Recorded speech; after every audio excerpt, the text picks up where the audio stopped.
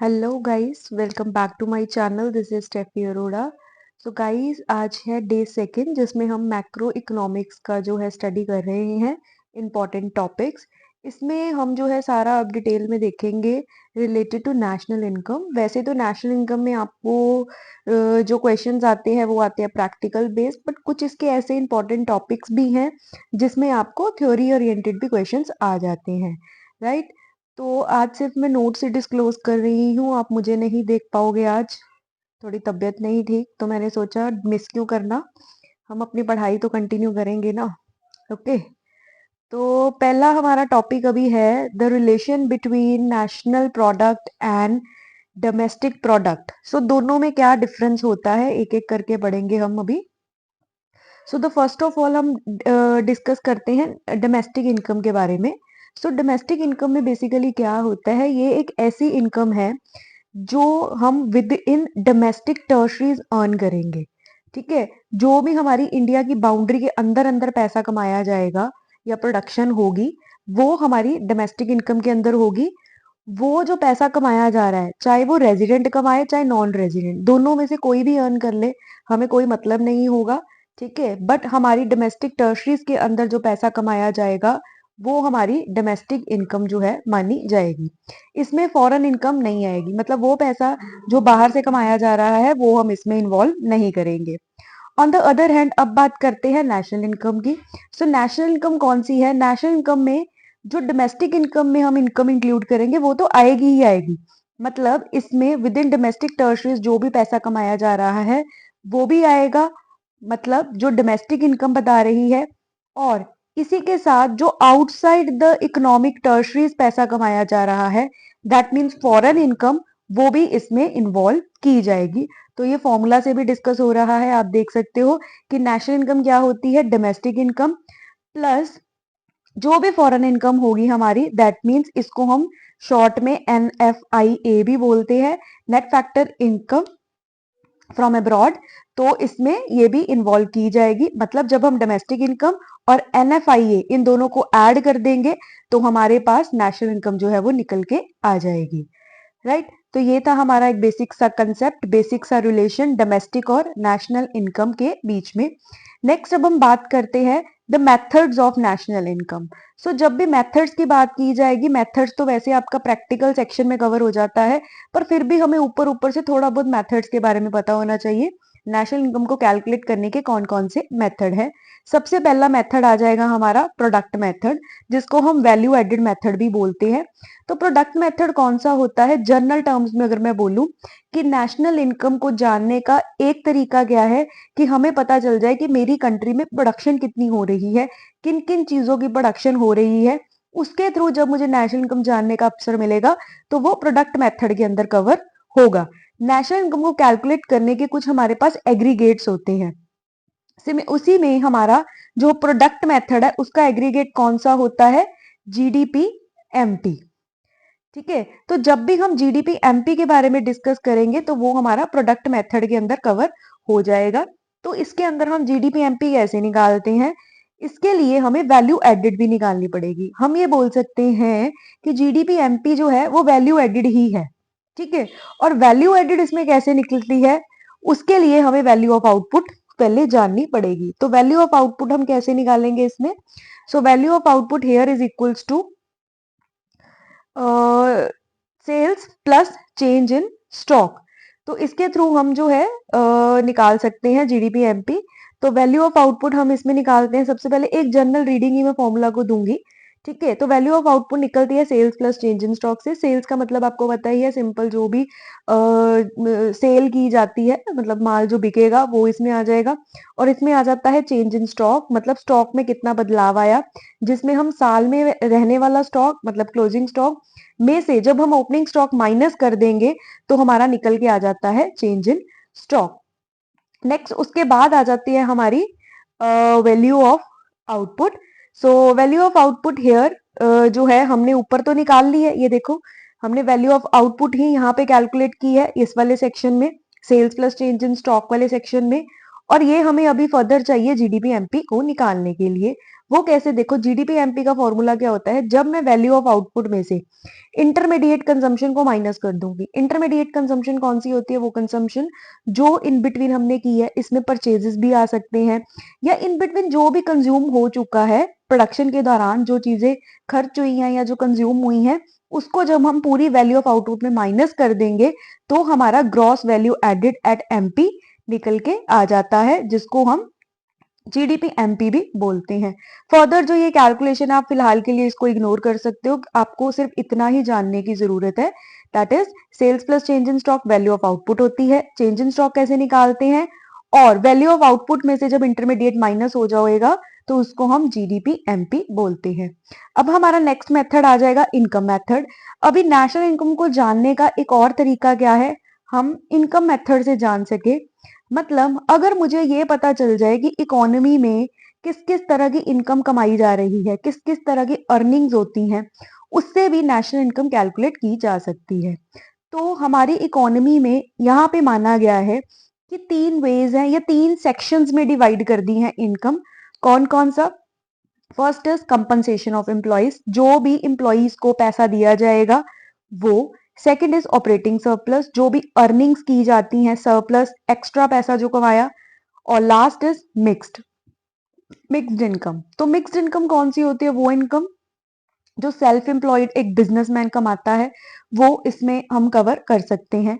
तो पहले बात करेंगे कंपनसेशन में क्या क्या आता है। कंपनसेशन में आ जाते हैं वेजेस, सैलरीज, अलाउंसेस जो भी एम्प्लॉयज को दिए जाते हैं, बेनिफिट्स, हाउस का अलाउंस दे दिया, रेंट का अलाउंस दे दिया, कार अलाउंस, ठीक है। तो जो भी एम्प्लॉयज को अलाउंसेस दिए जाएंगे, बेनिफिट्स दिए जाते हैं, वो भी कंपनसेशन में ही आ जाते हैं।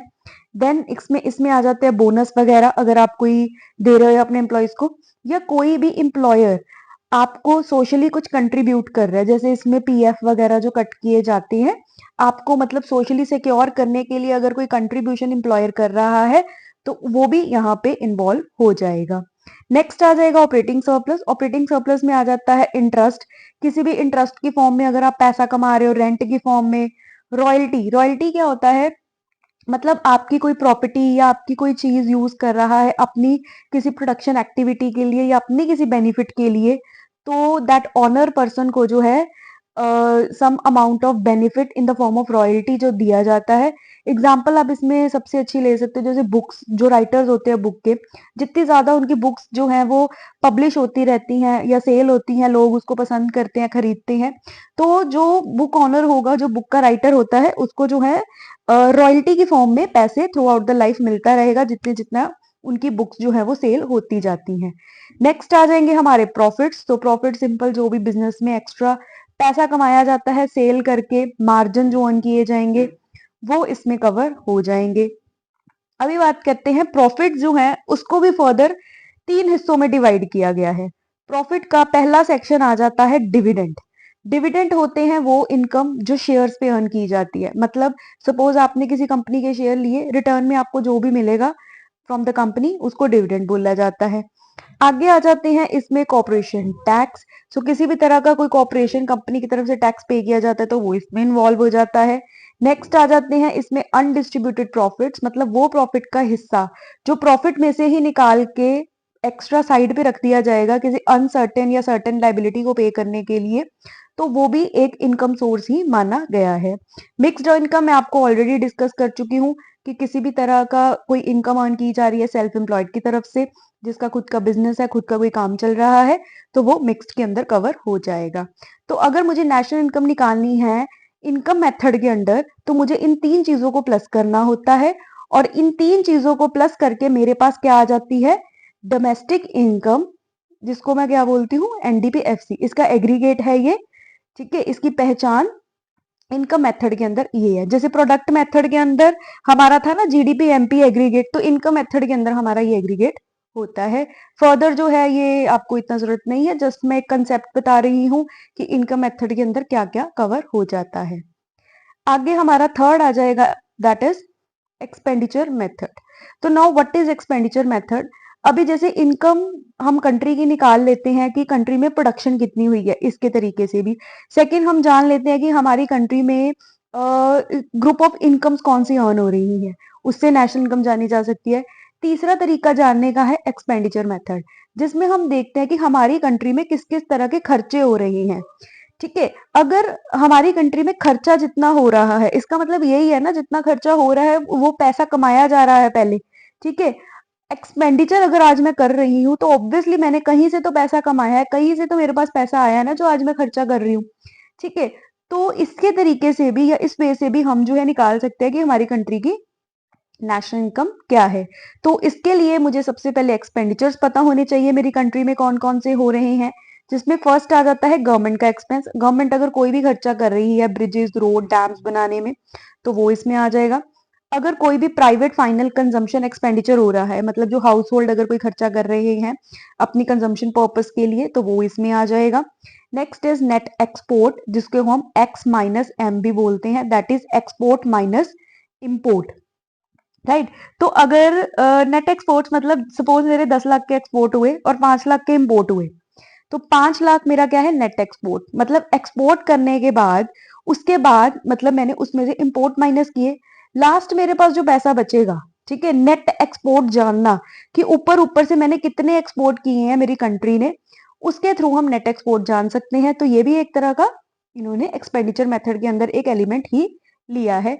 लास्ट एलिमेंट इसमें आ जाता है ग्रॉस डोमेस्टिक कैपिटल फॉर्मेशन। हमारी विद इन टर्शरीज कैपिटल कितनी फॉर्म हुई है, कितने लोगों ने या किस प्रोसेस के थ्रू कैपिटल फॉर्मेशन होती रही है, एडिशंस होती रही हैं कैपिटल्स में, तो वो इसमें आ जाएगा। इसके दो एलिमेंट होते हैं, एक होती है फिक्स्ड कैपिटल फॉर्मेशन, मतलब जो रेगुलर बेसिस पे होती जाएगी कैपिटल फॉर्मेशन हर साल, मंथली, ईयरली, क्वार्टरली, या इसमें आ जाता है चेंज इन स्टॉक। इसके बारे में हम ऑलरेडी डिस्कस कर चुके हैं, दैट इज जो है हमने फर्स्ट जो हमारा वैल्यू एडेड मेथड था उसमें भी हमने इसको डिस्कस किया है।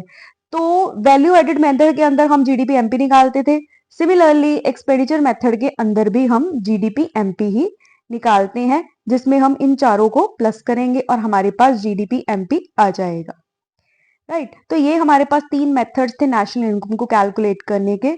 जस्ट एक ब्रीफ इंट्रोडक्शन देने के लिए, सो दैट आप गो थ्रू कर जाओ कि मेथड्स क्या होते हैं, आपको कोई एमसीक्यू आ जाए या आपको थियोरेटिकल बेसिस पे क्वेश्चंस भी आ सकते हैं। हम लास्ट में डिस्कस करेंगे कुछ क्वेश्चन जो आपको कई बार लॉन्ग क्वेश्चन आ जाते हैं, 6 मार्क्स के 3 पॉइंट्स होते हैं, तो वो सॉल्व करने में आपको ये कंसेप्ट जरूर हेल्प करेगा। तो इसलिए एक ब्रीफ आपको इनके बारे में जो है पता होना ही चाहिए, जितना मैंने अभी आपको बताया है। नेक्स्ट एक इंपॉर्टेंट कंसेप्ट नेशनल इनकम का है, nominal and real GDP. Right, इसमें तो सबसे पहला जो आपको एक क्वेश्चन मोस्ट इंपॉर्टेंट, आपको लॉन्ग में भी आ जाता है, शॉर्ट में भी आ जाता है, एमसीक्यू भी पूछ लेते हैं कि किसको हम वेलफेयर इंडेक्स मानते हैं, कौन सी जीडीपी को हम वेलफेयर इंडेक्स मानते हैं, इस पे आपको क्वेश्चन आएगा।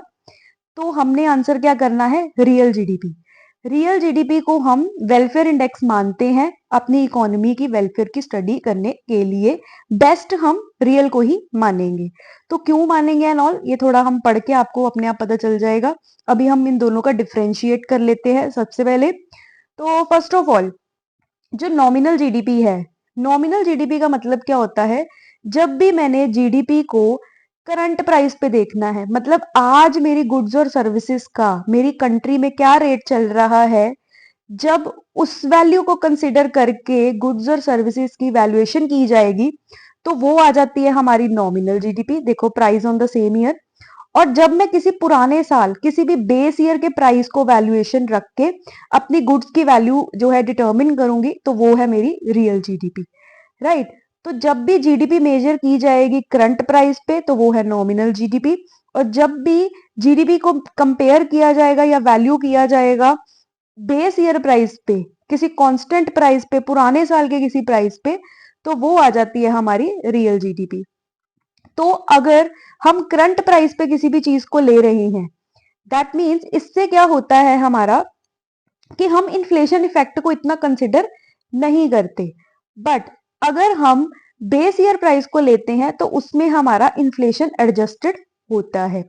तो इसी के कारण इसमें नॉमिनल में हम इन्फ्लेशन इफेक्ट नहीं ले रहे। नहीं लेने के कारण तो ये इजी होता है कैलकुलेट करना। क्यों? क्योंकि जो प्राइस चल रहा है हमने वो प्राइस लेना और अपनी वैल्यूएशन कर लेनी है।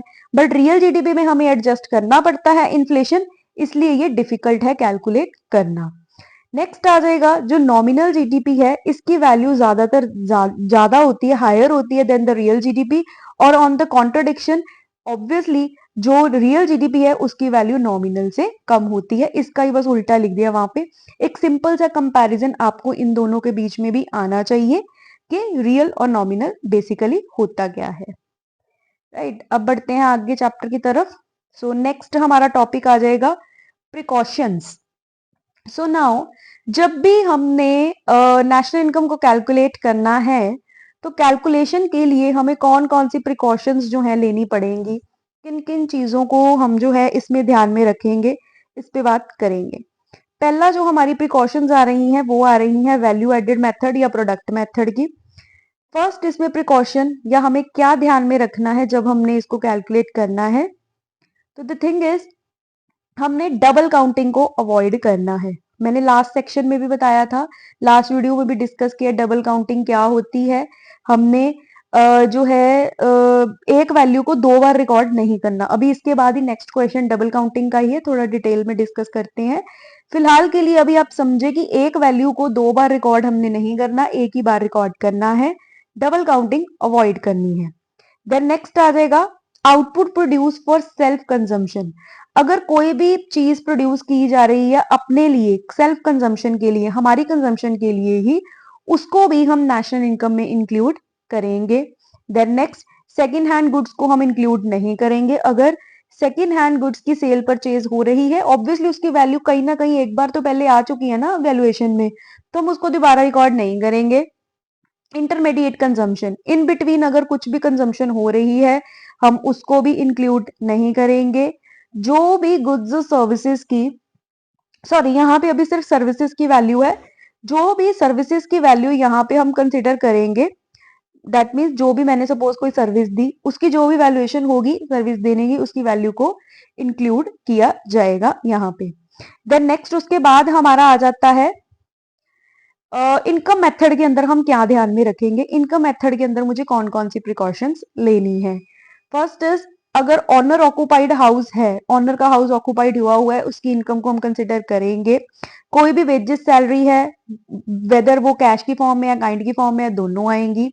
नेक्स्ट आ जाएगी ट्रांसफर इनकम। अभी ट्रांसफर इनकम क्या होती है इस पे बात करते हैं, बहुत पूछ लेते हैं, एमसीक्यू भी आ जाता है, ये ऐसे इन बिटवीन ही ये कंसेप्ट जो है काम आता है आपको आंसर देने में।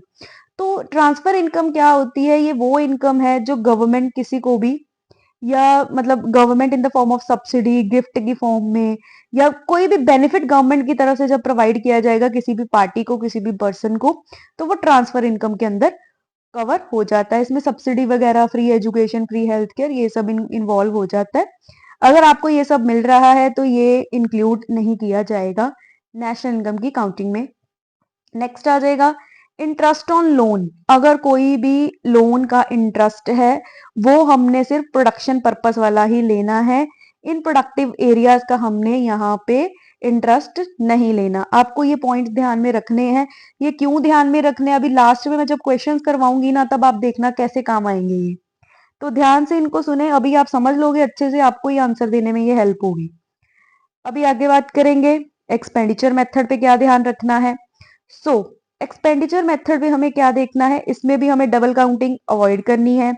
ट्रांसफर एक्सपेंडिचर नहीं लेने, मतलब सरकार ने कोई खर्चा किया फ्री में कुछ प्रोवाइड करने का तो वो सब हम इसमें नहीं लेते। लास्ट, अगर कोई भी सेकंड हैंड पे खर्चा किया है गुड्स पे तो वो भी इसमें इंक्लूड नहीं किया जाएगा। राइट, तो ये तीनों मेथड के प्रिकॉशंस आ गए जो हमें ध्यान में रखने हैं नेशनल इनकम को कैलकुलेट करने के दौरान। आगे हमारा नेक्स्ट क्वेश्चन आ जाएगा what is double counting. So now double counting क्या होती है, बहुत बार आ गया, अभी फिर से एक बार अच्छे से इसको डिस्कस कर लेते हैं होता क्या है ये डबल काउंटिंग। सो डबल काउंटिंग मींस, एक एग्जांपल से ही लूंगी मैं, फर्स्ट वीडियो में भी मैंने एग्जांपल ही ली थी। फॉर एग्जांपल आपको सेम वही एग्जांपल ले रही हूँ, आपको क्लोथ बनाना है और उस क्लोथ में 100 रुपीज की कॉटन लगी। ठीक है, 100 रुपीज की कॉटन लगाने के बाद आपने क्लोथ रेडी कर लिया और क्लोथ रेडी हुआ 250 रुपीज का। अभी जो ये 250 रुपीज का क्लोथ है इसमें ऑब्वियसली दो वैल्यूज डिवाइड है, एक तो 100 रुपए का इसमें कॉटन लगी है और 150 रुपीज इसकी जो भी फर्दर प्रोडक्शन में यूज हुआ है जिसके कारण क्लोथ रेडी हुआ है। अब अगर मैं 100 रुपए वाली वैल्यू भी ले लूं और 250 भी ले लूं, कॉटन की वैल्यू तो 2 बार आ गई, ये देखो यहाँ पे भी आ गई और यहाँ पे भी आ गई, है ना। 2 जगह पे कॉटन की वैल्यू आ रही है। तो हम क्या करते हैं, हम सिर्फ फाइनल वैल्यू ले लेंगे। फाइनल वैल्यू कौन सी, ये वाली 250 रुपीज, कि मेरा कपड़ा इतने का बन के रेडी हो गया। अगर मैंने 250 की वैल्यू ले ली, ऑब्वियसली इसमें कपड़ा बनाने का खर्चा भी आ गया और 100 रुपए कॉटन का भी खर्चा आ गया। पहला तरीका तो ये है।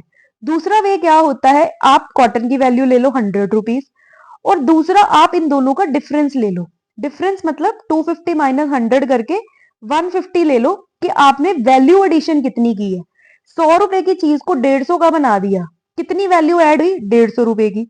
या तो आप 150 रुपया ले लो, वैल्यू एडिशन ले लो, या तो आप फाइनल वैल्यू ले लो।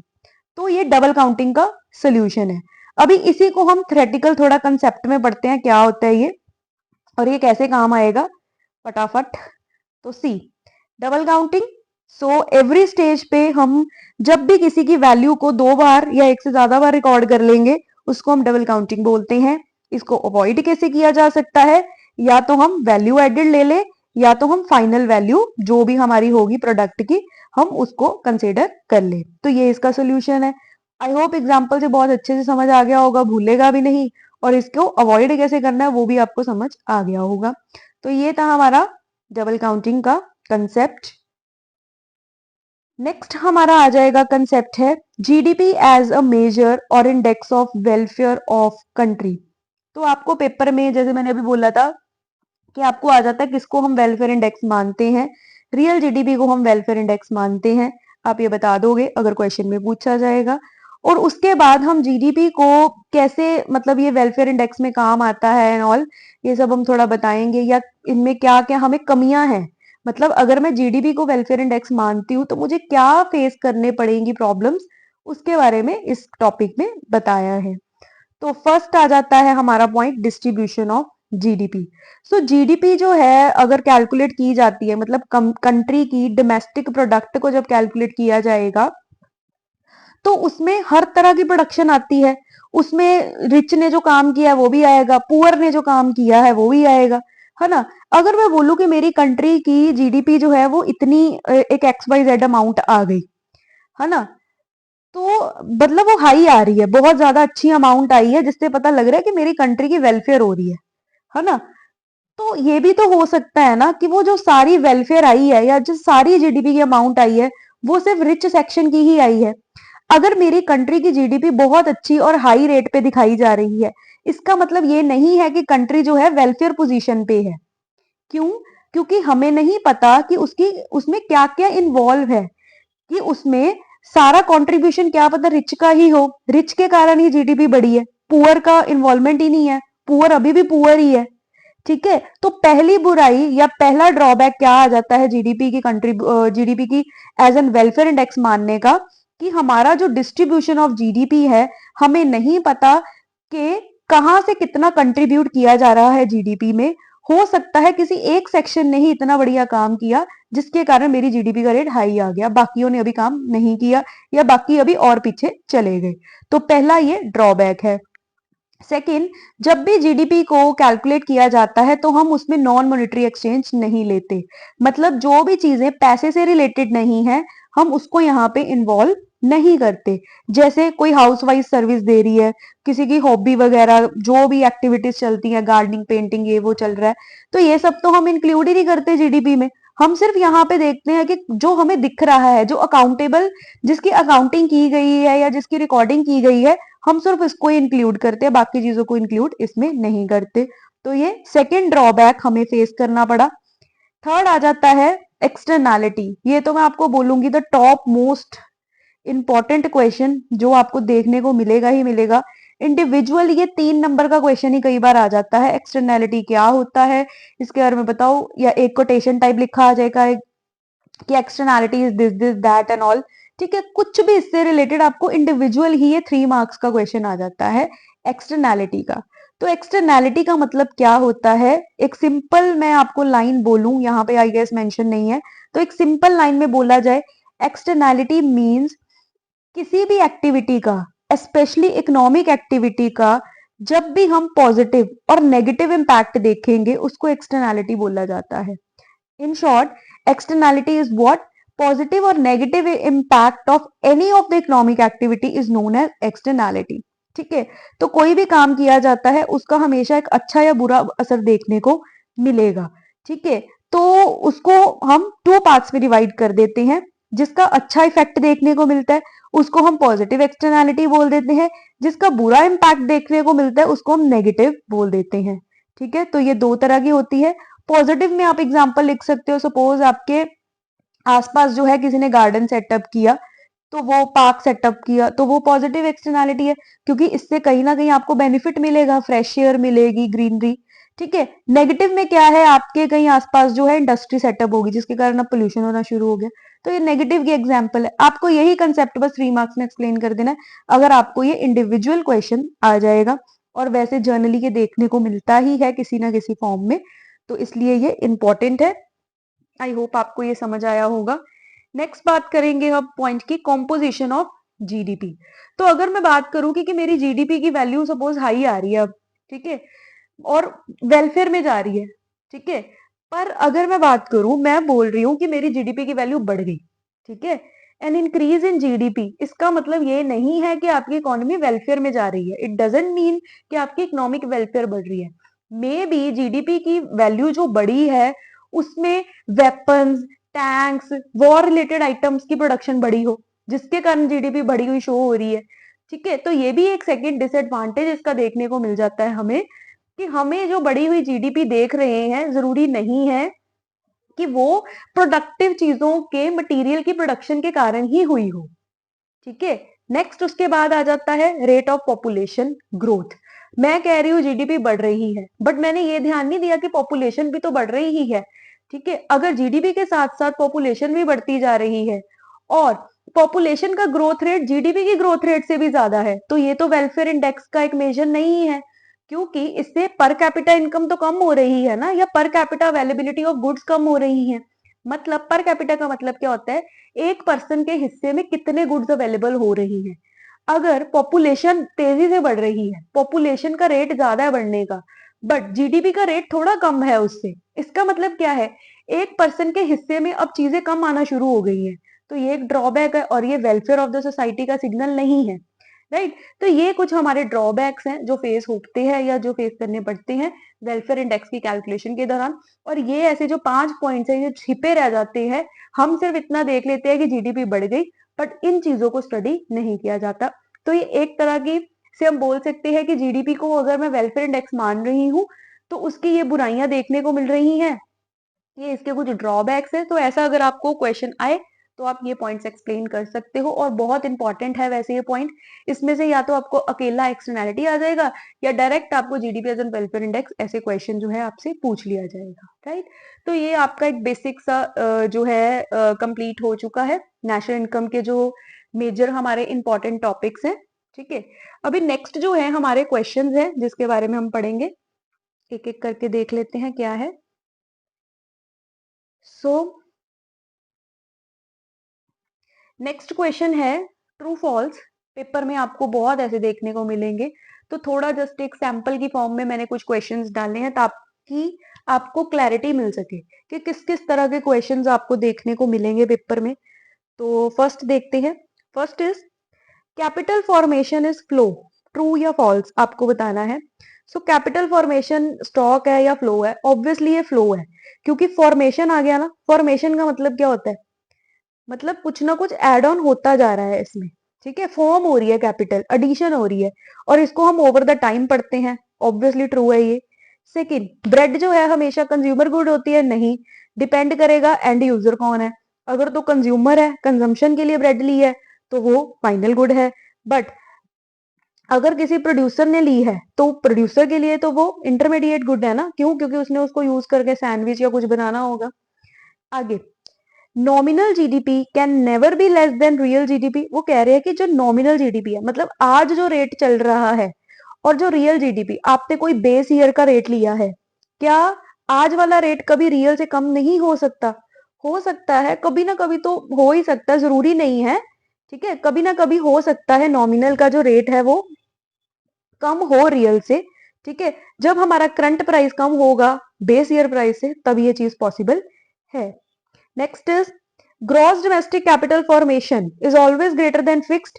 अभी देखो, जो फिक्स्ड है वो ग्रॉस का पार्ट है, मतलब ग्रॉस डोमेस्टिक के अंदर फिक्स्ड आती है और चेंज इन स्टॉक आता है। तो वो कहते हैं कि ग्रॉस जो है हमेशा ज्यादा ही होगा फिक्स्ड से। नहीं, एक सिचुएशन ऐसी आती है जब ग्रॉस कम हो जाएगा फिक्स्ड से। कब? जब हमारा चेंज इन स्टॉक नेगेटिव होगा। जब चेंज इन स्टॉक नेगेटिव हो जाता है तो ग्रॉस डोमेस्टिक कैपिटल फॉर्मेशन जो है वो उससे कम हो जाएगा। तो एक ये ऐसी सिचुएशन है। ये कुछ ऐसे ही क्वेश्चन थे जो कंफ्यूजिंग थे और आपको पेपर में थोड़ा कंफ्यूज कर सकते हैं, इसलिए मैंने यही 3-4 डाले हैं इसमें। आगे आ जाएंगे, अगली कैटेगरी जो आपको पेपर में आ सकती है, क्वेश्चन पूछ लेते हैं जिसमें से। So how will you treat the following while estimating domestic product या domestic income. Domestic income calculate करनी है, इन चीजों को कैसे डील करोगे आप? पहला, rent receive by resident Indian from its property in Singapore. Singapore में एक प्रॉपर्टी है, आप यहाँ पे बैठे उसका रेंट ले रहे हो, डोमेस्टिक टर्शरी के बाहर है। डोमेस्टिक टर्शरी के बाहर है तो नहीं इंक्लूड होगा, है ना। अगला, सैलरी ऑफ इंडियन, एक इंडियन है जो जापानीज एम्बेसी में काम कर रहा है, पर वो जापानीज एम्बेसी इंडिया में है, ठीक है। तो देखो, हमारी कंट्री के अंदर तो है वो उसकी एम्बेसी, पर पैसा तो जापान का है ना, हमारी टर्शरी का पैसा नहीं है वो, तो it will not be included. Next, profit earned by branch of American bank. American bank की एक ब्रांच है जो इंडिया में है। अगर इंडिया में है, डोमेस्टिक टर्शरी के अंदर उसको एलोकेट किया है, मतलब हमारी डोमेस्टिक बाउंड्री के अंदर अंदर है ना, इंडिया की बाउंड्री के अंदर पैसा कमा रहे हो, ठीक है, और इंडिया में है, प्रॉफिट अर्न हुआ है, तो ये इंक्लूड होगा। Next, salary paid to Korean. Korean को सैलरी दी जा रही है जो काम करते हैं इंडियन एम्बेसी में, और वो कहाँ पे है? कोरिया में। तो इसको इंक्लूड किया जाएगा। क्यों? क्योंकि इंडियन हमारी एम्बेसी है, ठीक है। अगर हमारी एम्बेसी है, चाहे वो किसी भी कंट्री में है, तो वो डोमेस्टिक टर्शरी का पार्ट ही मानी जाती है, तो इसलिए इसको इंक्लूड किया जाएगा। ये भी कुछ कंफ्यूजिंग पॉइंट्स ध्यान रखना। आपको ये 2-2 मार्क्स के ही आ जाते हैं, जैसे ये जो पार्ट्स है ना, 3 पार्ट्स आ जाएंगे 2-2 नंबर के, और आपको जो है 6 मार्क्स में आंसर करना है इसको। अभी देखो, पीछे मैंने इसीलिए इतना डिटेल में थोड़ा इनके बारे में बताया था, नेशनल और डोमेस्टिक के बारे में, सो दैट आप ऐसे थेरेटिकल क्वेश्चंस तो एटलीस्ट कर चुके हो ना। क्योंकि मेजोरिटी ऑफ द स्टूडेंट्स तो यही सोच लेते हैं नेशनल इनकम जो हमारा प्रैक्टिकल है इसको छोड़ देते हैं, बट इसमें ऐसे थेरेटिकल क्वेश्चंस भी आते हैं और आप इसको आंसर कर सकते हो, है ना। चलो आगे देखते हैं, आगे क्वेश्चंस हैं। How the following treated in estimating national income from expenditure method. Expenditure method के रूल्स ध्यान में रखने हैं और बताना है ये नेशनल इनकम में आएगा या नहीं।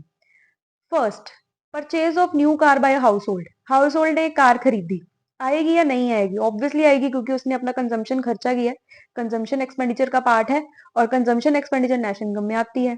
आगे, रॉ मटेरियल परचेज किया है किसी भी परचेज यूनिट ने। परचेज यूनिट ने अगर रॉ मटेरियल खरीदा है तो वो उसके लिए तो इंटरमीडिएट प्रोडक्ट है ना। रॉ मटेरियल तो उसके लिए इंटरमीडिएट है, वो इंटरमीडिएट की वैल्यू लेगा या फाइनल की लेगा? वो फाइनल की वैल्यू लेगा, ठीक है। जो भी उस रॉ मटेरियल को यूज करके वो फाइनल प्रोडक्ट बनाएगा ना, उसको इंक्लूड करेगा, रॉ मटेरियल की वैल्यू को इंक्लूड नहीं करेगा। और अगर इंक्लूड करेगा फिर तो डबल काउंटिंग की प्रॉब्लम आ जाएगी, ठीक है। सो आई होप क्लियर हो रहा होगा। प्रिकॉशंस किए थे, उसमें से ये थोड़ा कंसेप्ट उठाया हुआ है। आगे, गवर्नमेंट ने खर्चा किया स्कॉलरशिप देने के लिए, नहीं आएगा, क्योंकि ये क्या है? ट्रांसफर एक्सपेंडिचर है, ट्रांसफर पेमेंट है, ये नहीं आनी, और ट्रांसफर को हम इंक्लूड ही नहीं करते। क्लियर है? बहुत इजी है, कंसेप्ट समझा होगा, कोई प्रॉब्लम नहीं आती, बहुत इजीली हो जाते हैं ये। चलो अगला देखेंगे। Are the following including in the estimation of national income और नॉट। सो आगे भी हमने यही बताना है कि नेशनल इनकम में आएंगे या नहीं आएंगे। पहला, free cloth given to worker. Worker को फ्री में कपड़े बांटे जा रहे हैं, आएगा। क्यों? क्योंकि ये कंपनसेशन का पार्ट है। हम किसी भी फॉर्म में, उसको मैंने बोला था ना, वेजेस चाहे आप कैश में दे रहे हो चाहे काइंड में दे रहे हो, इंक्लूड होगा, तो ये आएगा, सिंपल है। कमीशन डीलर को दी है ओल्ड कार के लिए, किसी भी तरह की कमीशन आप पे कर रहे हो, प्रोडक्टिव पर्पस है ये, प्रोडक्टिव सर्विस है ना, तो प्रोडक्टिव सर्विस, प्रोडक्टिव एक्टिविटी का कुछ भी होगा तो वो इंक्लूड होगा। Last, growing vegetable in a kitchen garden of the house. घर पे ही सब्जियां उगा रहे हो तो सेल्फ कंजम्पशन वाली चीजें भी हम इंक्लूड करते हैं। करवाई थी मैंने प्रिकॉशंस। अगर आपने सेल्फ कंजम्पशन के लिए कोई भी आउटपुट आप जनरेट करोगे तो वो नेशनल इनकम में आती है। ठीक है, ये कुछ बेसिक्स से मैंने 4-5 उठा लिए थे, थोड़ा कंसेप्ट क्लैरिटी हो जाए। ऐसे ही आप थोड़े और प्रैक्टिस कर लेना, मौका मिला तो मैं भी प्रैक्टिस करवाऊंगी। और क्योंकि ऐसे क्वेश्चंस आपको पेपर में आएंगे, थ्योरेटिक मतलब जो भी थ्योरेटिकल बेस्ड क्वेश्चंस होते हैं ना न्यूमेरिकल इसके नेशनल इनकम के, तो ये इस ऐसे ही आते हैं इसमें से कि नेशनल इनकम में आएगा नहीं आएगा ये सब बताओ। ठीक है, नेक्स्ट सेक्शन है हमारा न्यूमेरिकल्स का। न्यूमेरिकल्स अभी हम डिस्कस नहीं करेंगे क्योंकि हम थ्योरेटिकल सेक्शन पे ज्यादा पार्टिसिपेट कर रहे हैं अभी। ठीक है, नेक्स्ट जो हमारा है मनी एंड बैंकिंग, अगली वीडियो में इसको मैं करूंगी डिस्कस। टिल देन आप इसको रिवाइज करो। कोई प्रॉब्लम है कमेंट सेक्शन में पूछो मेरे से, कोई क्वेरी लग रही है, कुछ भी किसी भी तरह का कोई डाउट है आप कमेंट सेक्शन में पूछ सकते हो, मैं जरूर चेक करके उसको रिप्लाई करूंगी। आई होप सब क्लियर हो रहा होगा। सो फटाफट इसको रिवाइज करते हैं। ठीक है, अभी बैठ के फर्स्ट 2 चैप्टर्स आप अच्छे से देख लो। नेक्स्ट हम आएंगे कल डे 3 में मनी और बैंकिंग के साथ, राइट।